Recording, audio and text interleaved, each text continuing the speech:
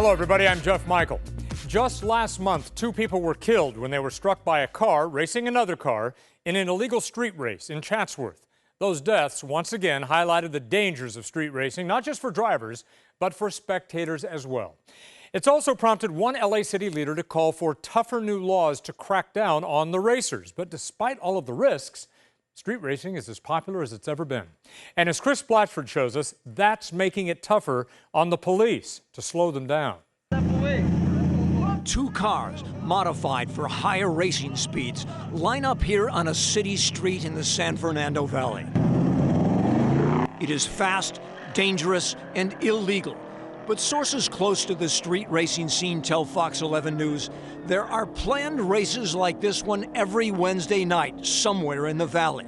LAPD officer Frank Bancalari. If you have illegally modified vehicles or you're involved in any kind of street racing or exhibition of speed or any of that kind of stuff, it is against the law. Bancalari is part of an LAPD task force designed to stop it all. In the past few months, officers have arrested 23 people for illegal street race gatherings and cited nearly 500 others for driving modified high-performance cars. 50 of those people were repeat offenders. We really need the public's help. We can't do it by ourselves. This is a very serious issue. It's a constant cat-and-mouse game for cops. Large groups of racers meet up at shopping centers. Using social media, they are directed to the latest race location. And on public streets, often in industrial parks or wide boulevards in commercial areas, they race. Sometimes there are thousands of dollars in betting money at stake, and also lives. This past year and this year, we've had numerous deaths because of street racers, so we're out here trying to save lives. When police show up, there is always a scramble to escape, but the task force believes they are making progress. We could already see it in the social media. They're talking about us. They want to stay out of the valley. But it seems always, somewhere else, dozens of spectators still show up, and there is another race.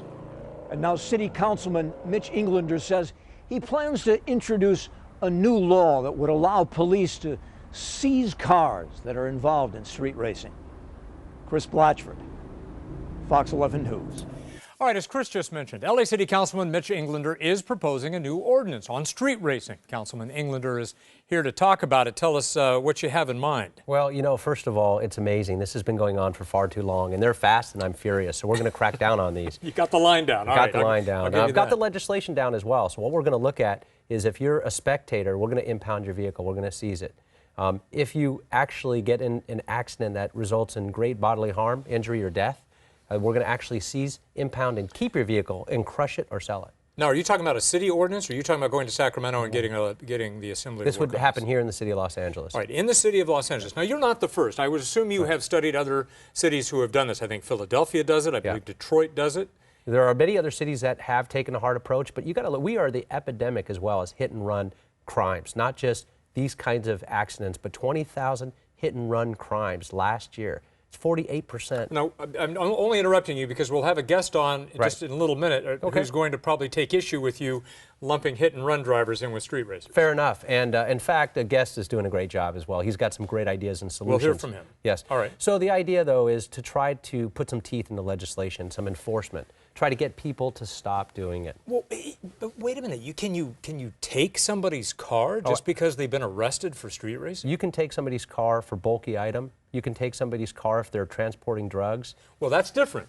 But but are you talking about seizing and confiscating, you know, maybe a $40,000, $50,000 automobile merely because somebody's been arrested? Will you wait for them to get convicted? No. So they're going to get due process. But what we're talking about is 2 things. Impounding the vehicle for a maximum of 30 days if they're street racing. If the street racing results in great bodily injury or death, then they'd go through due process and we'd seize that vehicle. Well, now this also went through Chief Beck, and he had a little bit of a problem with it when it came to undocumented immigrants during traffic stops. If an undocumented immigrant was found to not have a driver's license and not be a legal driver, Chief Beck wanted to confiscate or impound the car for 30 days. Organizations came to him and said, wait, you can't do that because this is the only mode of transportation they have. What about in the case of a person? Well, he actually took the opposite approach, and Chief Beck set a policy forth to stop impounding all right. because of SB 60 to allow Right. folks to get a driver's license, to get insurance, to get training, and get legal. So he took a softer approach to that. I stand corrected, but the point still remains. Point still remains. So the idea, though, is we have that in California law now. So we want to seize the vehicles just as an impound, a 30-day impound, if they're spectators or if they're racing. If it results in great bodily injury or death, we want to seize it permanently and either crush it or sell it. All right, Councilman, now talk to me. I don't know if a lot of people know this, that you're a reserve LAPD officer as well. You've responded to these. I have. And what do you say to the people who say, come on, Mitch, they're just blowing off some steam, and every once in a while, there's an accident? Yeah, well, it's beyond that, and it's ruining communities, but it's also ruining lives. And once in a while, where you have an accident, one life is one life too many. You can't put a price on the life. Yeah. And so we've got to do something about it. And if you see some of the videos, and you just go on social media, and you can see this, it's all over the place. Sure. It's gone viral. Some of the things they're doing is just, it's really scary. It needs to be in a controlled environment. Okay, in fact, you bring up some of the videos. We have another story that we're going to get to in just a minute. When we come back, everybody, we will talk to a man who is pushing to find a safe place for street racers to race, a legal venue. Plus, car enthusiasts meeting up, shutting down freeways and streets. This is what the councilman was talking about. They're called street takeovers. They're springing up throughout the Southland. What's being done to shut these down?